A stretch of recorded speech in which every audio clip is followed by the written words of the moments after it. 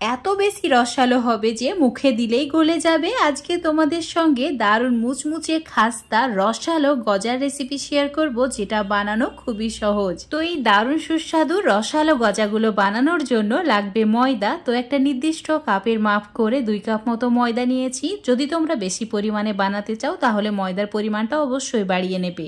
আর যে উপকরণগুলো অ্যাড করব সেগুলো অল্প করে বাড়িয়ে নিতে হবে।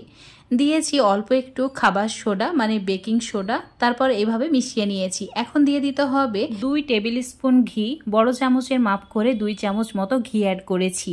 এবার এই ঘি ময়দার সঙ্গে একটু সময় নিয়ে ভালো করে মাখিয়ে নিতে হবে। 2 থেকে 3 মিনিট এভাবে মাখিয়ে নিয়েছি। তারপর ঠিক এভাবে চেক করে দেখে নিতে হবে, যদি এই গোটাটা ভেঙে না যায় তাহলে বুঝে নেবে একদম পারফেক্ট হয়েছে। এবার এর মধ্যে অল্প অল্প করে জল অ্যাড করতে হবে আর একটা ডো বানিয়ে নিতে হবে। এখানে অতিরিক্ত ঠান্ডা বা গরম জল ব্যবহার করা যাবে না, রুম টেম্পারেচারে থাকা জলই ব্যবহার করতে হবে। আর ময়দার ডোটা খুব বেশি নরম করা যাবে না, এইরকম শক্ত করেই রেডি করে নিতে হবে। তো এখন কিচেন স্ল্যাবের ওপরে নিয়ে আরও 1 মিনিট মতো মথে নেব।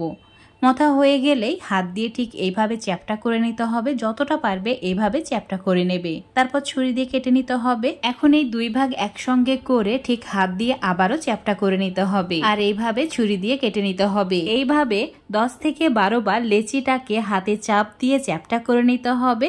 তারপর মাঝখানটা কেটে লেয়ার দিয়ে নিতে হবে।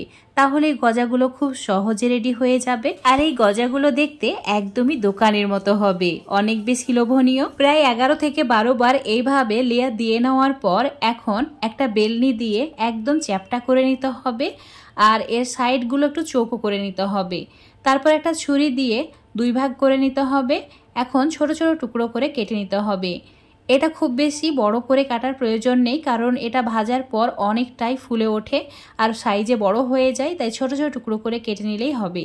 তো সবগুলো কেটে নেওয়ার পর একটা প্লেটের মধ্যে নিয়ে নিচ্ছি। তারপর এগুলোকে ভেজে নেব। এবার এই গজাগুলো ভাজার জন্য চুলোর ওপর ফ্রাই প্যানে তেল নিয়েছি আর ডুবো তেলে ভাজতে হবে, তাই তেলের পরিমাণটা একটু বেশি নেবে।